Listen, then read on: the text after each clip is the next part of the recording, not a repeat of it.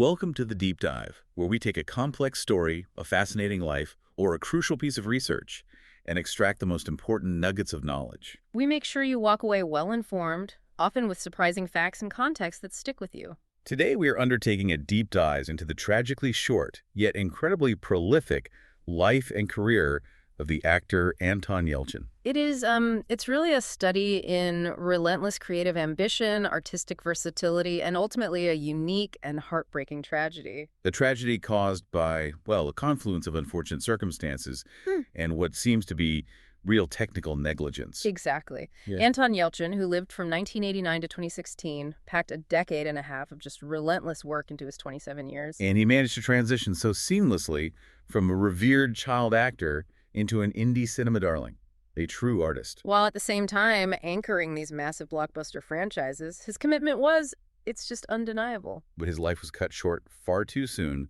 in a truly bizarre accident. The source material we've gathered for this, it provides a very detailed chronology of his creative work. And that offers a lot of insight into his highly disciplined approach to not just acting, but photography and music too. Yes, and crucially, for our mission today, the sources contain the specific, verifiable facts regarding the highly unusual circumstances of his passing. And that's what turned this from a personal tragedy into something of significant public interest and even legal action. It did. So our mission today is kind of multifaceted. First, we need to thoroughly understand the rapid and complex trajectory of his career. How did he meticulously navigate those dual paths of Hollywood spectacle and intense independent film? And second, we have to factually and sensitively examine the circumstances surrounding his accidental death. Focusing specifically on the technical details that transform this accident into what really looks like a systemic failure. Given the nature of this topic, we have to maintain a deeply respectful tone. Absolutely. Our focus is strictly on reporting, analyzing, and contextualizing the verifiable facts presented in the source materials about his life and the investigation into his death. And showing sympathy for the profound loss of such a young and talented individual. Okay, so let's unpack this journey. And it begins not in California where he grew up, but in an environment that really shaped his family's resilience. Anton Viktorovich Yelchin was born on March 11, 1989, in Leningrad, which was then the Soviet Union. Now, of course, known as St. Petersburg, Russia. Right, and the origins of his story are just deeply rooted in defiance and professional excellence. His parents, Irina Karina and Viktor Yelchin. They weren't just casual athletes. Not at all. Yeah. They were stars. Professional pair figure skaters who headlined the renowned Leningrad Ice Ballet for 15 years. 15 years.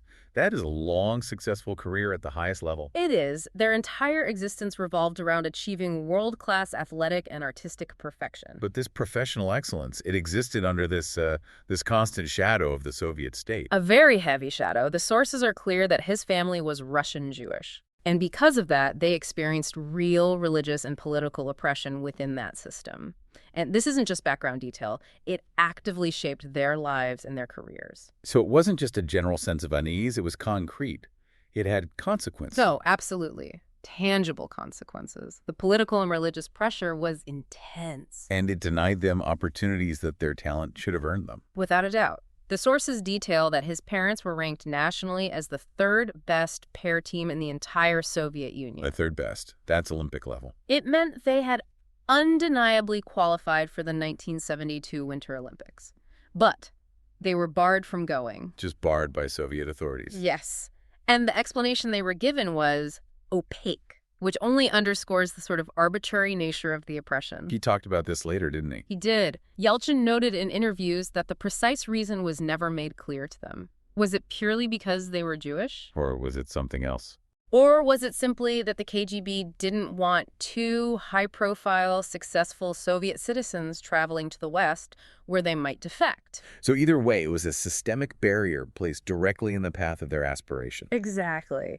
And this history of oppression, of, talent being stifled by political forces, it clearly weighed on the family, even decades later. He referenced this legacy, I remember reading. He did, sharing this sobering detail that his grandparents suffered in ways he can't even begin to understand under Stalin. Wow. So this environment, it bred a deep sense of resilience and perhaps a deep valuing of freedom, which you can almost see manifesting in his own later creative freedom. And that drive for freedom ultimately prompted a massive change for the family. A life-altering one. They left the Soviet Union for the United States when Anton was just 6 months old in September 1989. Some sold. They were quickly granted refugee status upon arrival in America. That's a monumental leap. I mean, moving from the absolute apex of the Russian figure skating world to restarting life entirely in a new country. In the San Fernando Valley, of all places.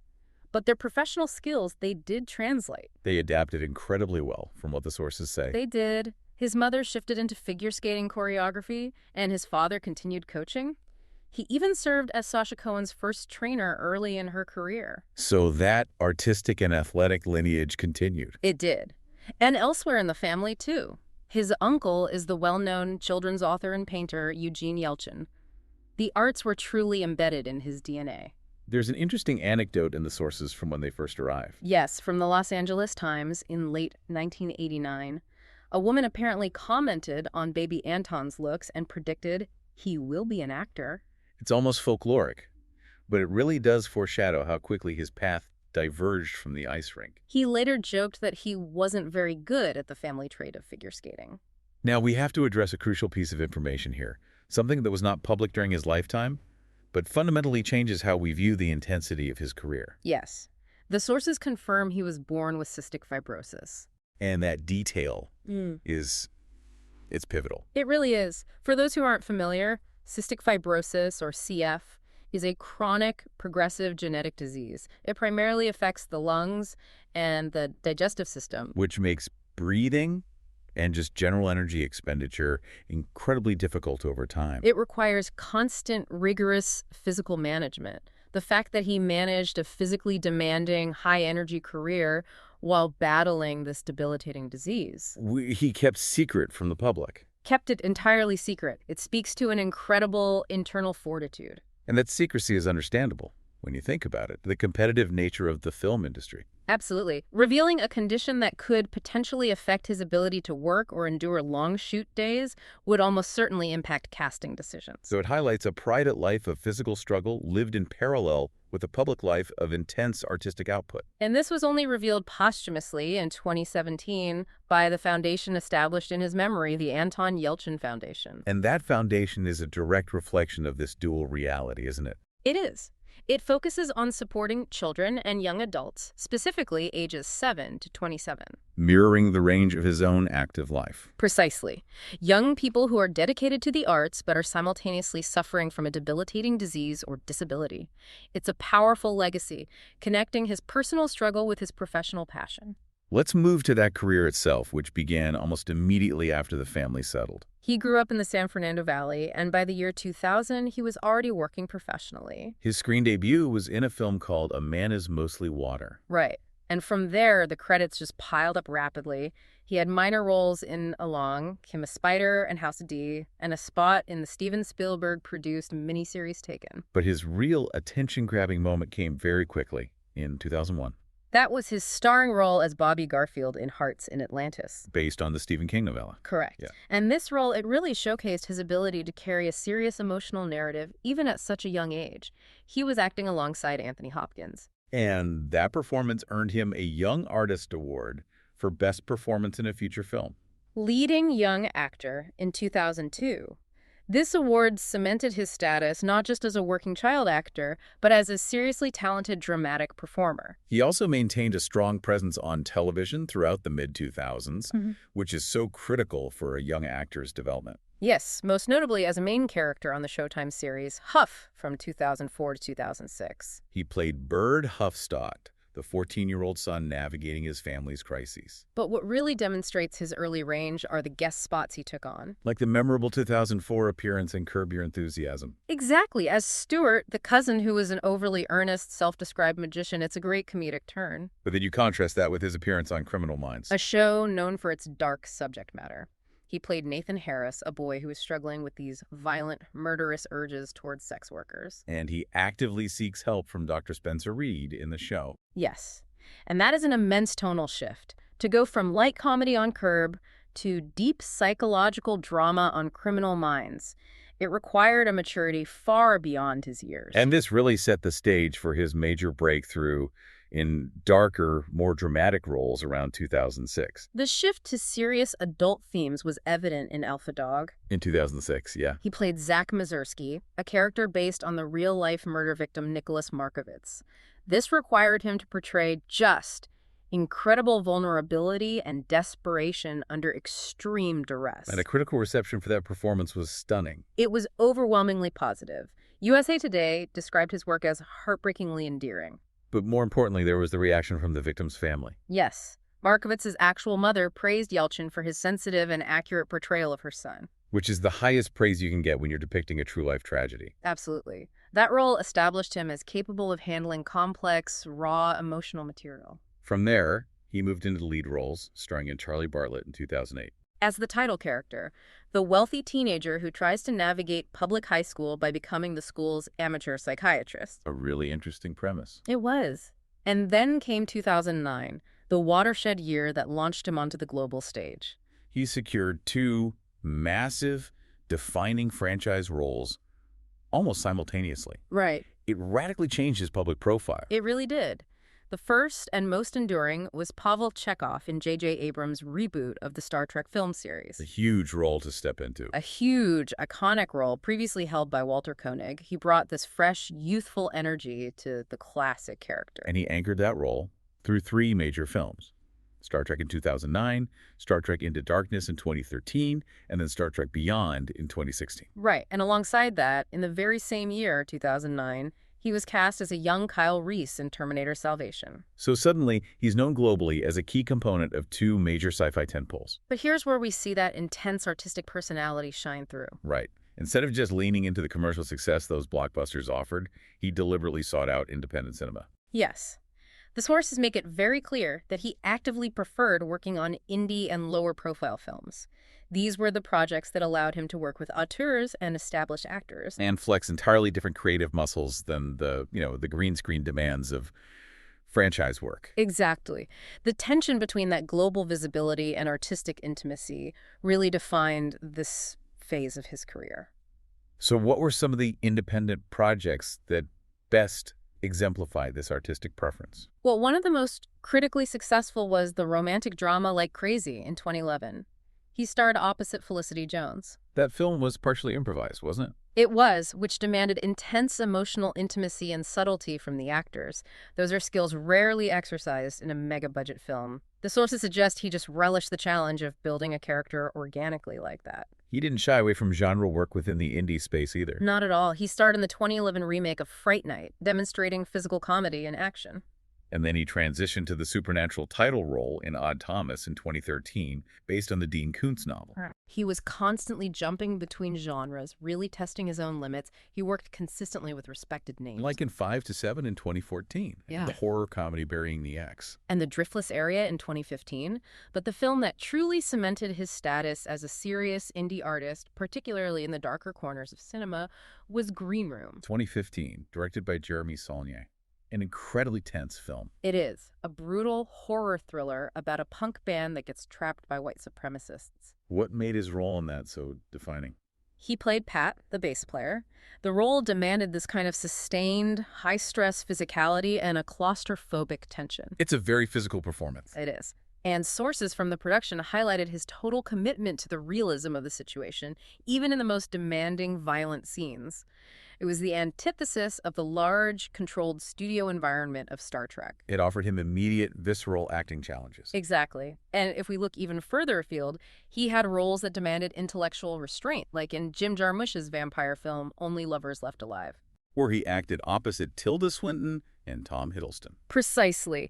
That film required a sophisticated, subtle performance within a very moody, detached narrative. So this incredible breadth of work, from high-energy survival horror to restrained art house drama, it underscores that he was pursuing a rapid, complete education in film acting. He really was. And beyond live action, his voice acting career was also thriving. He was the voice of Clumsy Smurf in the 2 live-action Smurfs films. In the associated shorts, yes, which shows his versatility extended even to family-friendly commercial roles. But his most extensive voice commitment actually premiered after his death. That was the lead role of Jim Lake Jr. in Guillermo del Toro's animated series Troll Hunters, Tales of Arcadia.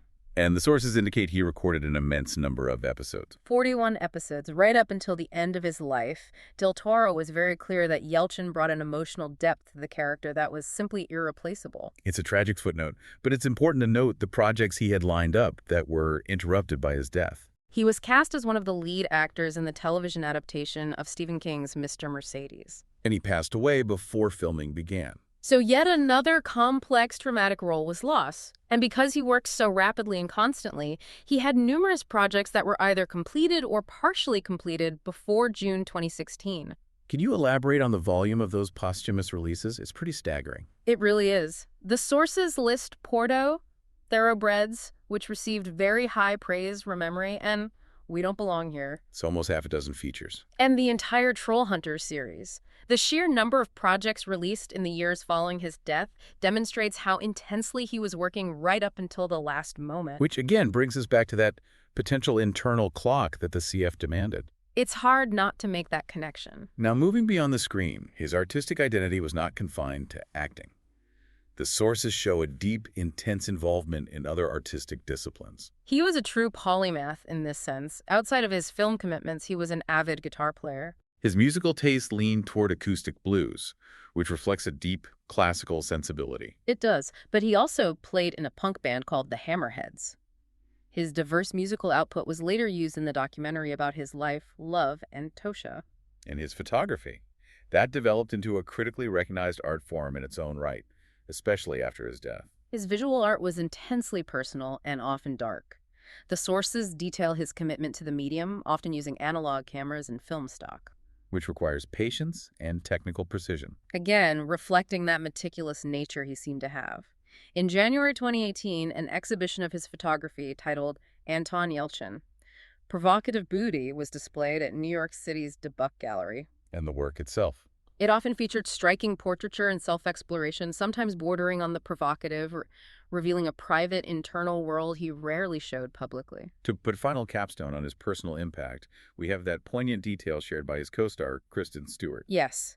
She described him, her Fierce People co-star, as her first heartbreak after his death. That single detail provides such insight into the lasting, tender emotional connection he fostered with those closest to him.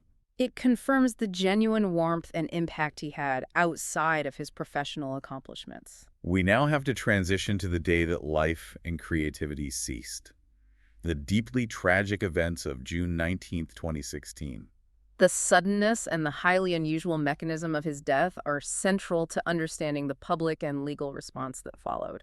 On that Sunday morning, Yelchin failed to arrive at an arranged reversal. And when his friends went to check on him, they found him deceased at approximately 1:10 a.m. The circumstances were just shocking. Can you walk us through the factual details regarding where and how he was found? This is based on the coroner's report and the initial investigation. He was found pinned between his vehicle, a 2015 Jeep Grand Cherokee, and a brick pillar gate post immediately outside his house in Studio City. And his driveway was on a steep incline. A very steep incline. The consensus in the record suggests he had exited his car, likely to check his electric security gate for mail, or perhaps to manually open it. And the vehicle rolled back. The vehicle rolled back and trapped him against the unforgiving pressure of the pillar and the adjacent security fence. The force must have been immense, given the weight of a vehicle like that. It was. The Los Angeles County Coroner's Office later identified the official cause of death as blunt traumatic asphyxia. And they confirmed there were no obvious suspicious circumstances involved. Correct. It was determined to be a pure, shocking, and terrible accident. We have to note the age at which he passed. 27, which is a detail that the sources specifically highlight. Yes, the source material notes his age, which inevitably places him in the context of the 27 Club. That unfortunate collection of artists whose lives are cut short at that precise young age. But in Yelchin's case, the tragedy is uniquely compounded by the fact that his death was linked directly to a known, documented vehicle malfunction. Rendering it entirely preventable. Entirely preventable. And here is where the discussion must shift into the systemic, technical, and legal domain. The vehicle involved, the 2014-15 Jeep Grand Cherokee, was already the subject of intense scrutiny. This is the crucial detail. Fiat Chrysler Automobiles, or FCA, the manufacturer, had a well-documented awareness that this particular model had an unusually high rate of rollaway incidents. Drivers thinking they were in park and the car silently rolling away. Exactly. What was the specific technical flaw that caused this lethal confusion for drivers? The issue centered entirely on the gearshift design. It was known internally as the E-shift, or electronic gear selector. And how did that differ from a traditional shifter? Traditionally, a gear lever physically locks into place when you select park. You get immediate tactile feedback, a physical click, or a stop. You feel it. You feel it. But the E-shift lever was designed to return to a centralized, fixed position after the driver moved it, regardless of whether they selected drive, reverse, or park. So wait, the visual indicator on the dashboard was the only way to confirm the car was actually in park? That's the critical flaw. Drivers who were accustomed to traditional shifters would nudge the lever forward, assume they were in park when the lever returned to center, and then exit the car. And the vehicle, still in neutral or gear, would roll away. Yes. This lack of physical feedback led to hundreds of reported incidents of property damage and, tragically, injury. And FCA was fully aware of this high rate of rollaway incidents prior to Yelchin's death. They were.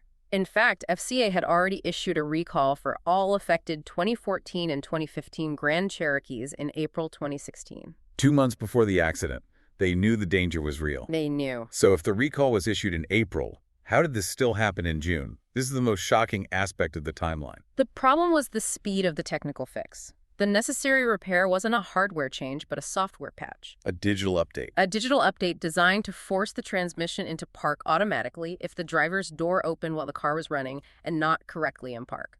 But that software patch was slow to materialize. It's very slow. The sources confirm that the fix did not physically reach dealerships for installation until the very week of Yelchin's death in June 2016. That is an unbelievably narrow window where the intervention could have happened, but hadn't yet been implemented on his specific vehicle. It highlights a massive failure in the execution of a critical safety repair. And the sources indicate that following his death, FCA accelerated the recall campaign substantially. The tragedy effectively forced a faster, more widespread installation of the safety software. It confirmed the grave urgency they already knew existed. The legal proceedings were a clear reflection of the severity of this negligence. They were. In August 2016, just 2 months after their son's death, Yelchin's parents, Victor and Irina, filed a wrongful death lawsuit against Fiat Chrysler. And their primary motivation was to ensure accountability for the faulty design that took their son's life. It was. What were the specific claims made by the defense? The specific dealership involved in selling the car was also named. The defense was quite aggressive. The dealership named in the suit attempted to shift the blame entirely onto the victim. How so? They alleged that Yelchin had misused and modified the vehicle, suggesting his actions were the proximate cause of his death, not the faulty gear selector. They asked the court to dismiss them from the lawsuit. That strategy, attempting to blame the deceased for a known design flaw, must have been a highly fraught legal maneuver. It was, and ultimately, the case did not proceed to a public trial. They settled. Yelchin's family and Fiat Chrysler reached a confidential settlement out of court in March 2018. And while the terms remained private, the settlement concluded the legal chapter, acknowledging, at least privately, the connection between the vehicle design and the accident. It did. The tragedy spurred immediate and widespread tributes, particularly from the cinematic worlds he helped define. The Star Trek franchise showed immense respect. Yes, the decision made by the Star Trek producers was profound. The role of Pavel Chekhov was officially retired. And it will not be recast in any subsequent Star Trek film. Which is a rare and powerful tribute in a franchise known for regeneration and reinvention. And his final Star Trek film served as a dedication. Star Trek Beyond, released in 2016, was dedicated to both Anton Yelchin and the original Spock, Leonard Nimoy, who had passed away earlier. The loss was felt deeply throughout the cast and production team. They had worked closely with him for 7 years at that point. Right.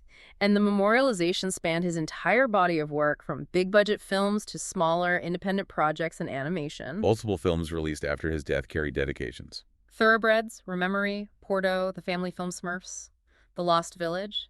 Furthermore, the entire animated series Troll Hunters, which concluded in 2018, was dedicated to him.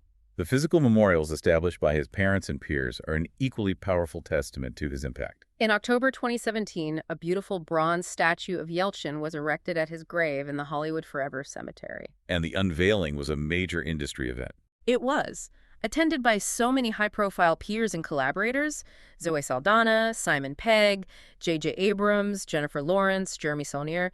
It reflected the vast network of respected relationships he had built across genres. And the Star Trek universe has continued to memorialize him within the fiction itself, ensuring his name remains alive in the canon. That's one of the most touching aspects of his legacy. He was honored with a memorial plaque in the video game Star Trek Online. More subtly, a Starfleet vessel named the Yelchin has been mentioned in Star Trek Discovery.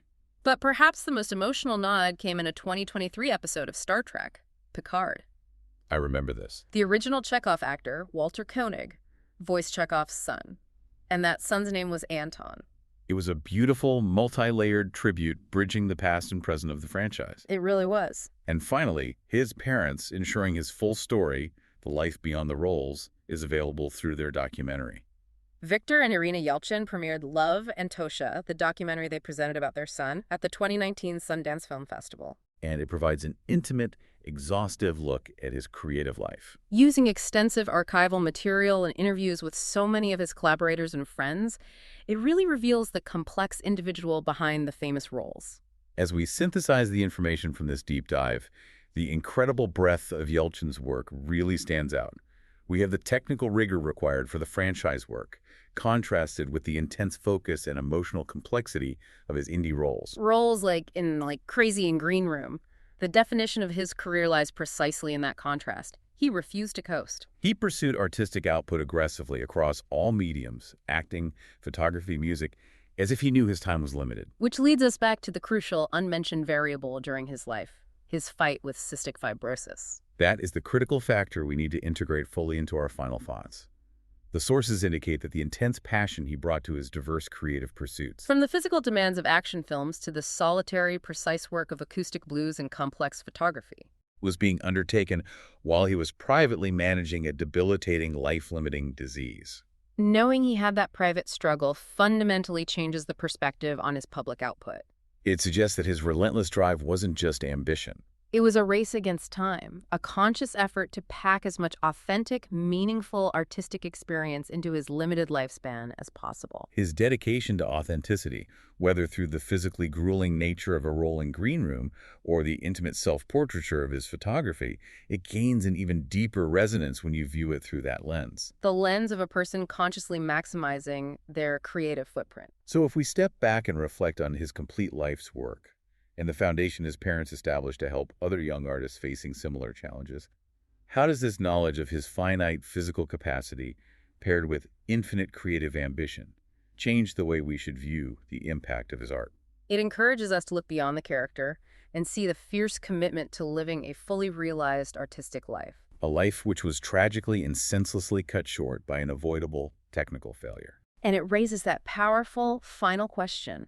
How many more groundbreaking performances, powerful photographs, or innovative pieces of music might he have created had that critical manufacturing delay not intervened? His legacy isn't just defined by what he achieved, but by the staggering volume of potential that was lost.